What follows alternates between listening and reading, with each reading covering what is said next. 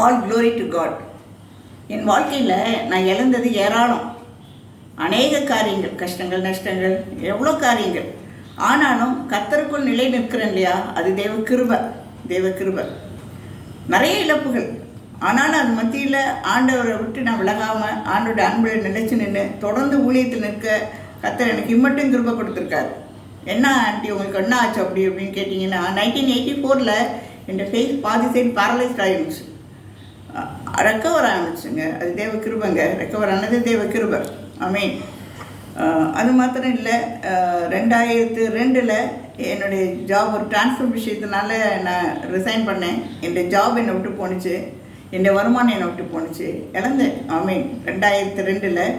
2004 2003 I last my husband. ரொம்ப என்னை நேசிக்கிற என் ஹஸ்பண்ட் நல்லா ஹெல்த்தி பர்சன். சடனாக அவங்க எக்ஸ்பயர் ஆகிட்டாங்க. சென்னையில் என் டாக்டர் படிச்சுட்டு இருந்தால் நாங்கள் வச்சு அவள் படிக்கிறா, நாங்கள் சின்ன பிள்ளைய வச்சுட்டு 2 பேரும் பார்த்துட்டு இருந்தோம். சடனில் அவங்க இறந்துட்டாங்க 2003. அது பயங்கர ஷாக் எனக்கு. ஆனாலும் தொடர்ந்து சென்னையில் இருந்தேன். Avadi pastor Kosi pastor church போவோம் வருவோம்.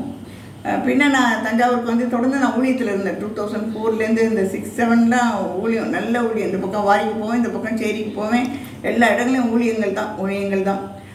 பாடல்கள் பாடுவேன், கூட்டங்கள் நடத்துவேன், எல்லாம் பண்ணிகிட்டு இருந்தேன். சடனாக ஐ லாஸ்ட் மை சன் தேர். 2007 நான் அவனை இழந்தேன். ஆனால் எதை இழந்தாலும் நான் ஆண்டவரோட அன்பை இழக்கலை, அவரில் நிலச்சிருக்கிறேன்.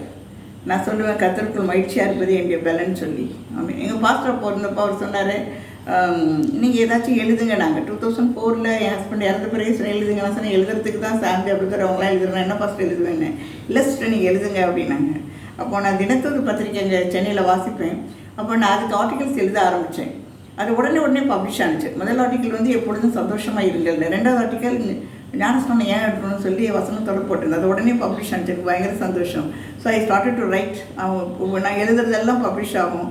பாடல் எழுதுவேன், எல்லாம் எழுதிட்டு இருந்தேன். அங்கே எல்லாம் பேப்பர் க்ரஷ்டாக இருக்குன்னு சொல்லி புக்காக பப்ளிஷ் பண்ணேன். அந்த மலையாளத்தில் கூட இங்கே வந்து டிரான்ஸ்லேஷன் பண்ணேன். அதில் அந்த ஆர்டிகல்ஸை வந்து யூடியூப்பில் கொண்டு வரணும்னு எனக்கு ஒரு ஆசை. அது ஒருவேளை பிரிண்ட் பண்ணி நான் போட முடியுதா, இல்லாட்டி ஓரலாக சொல்கிறேன்னான்றது எனக்கு தெரியல.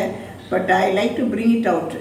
என்ன ஒரு காரியம்னா, சந்தோஷமாக இருங்க. வாழ்க்கையில் எதை இழந்தாலும் சந்தோஷத்தை மாத்திரம் இழந்துடாதீங்க. திருடன் வந்தானா அவன் நம்முடைய சந்தோஷத்தை தான் திருட வருவான். ஆமீன். அதுதான் அவன் குறியாக இருப்பான்.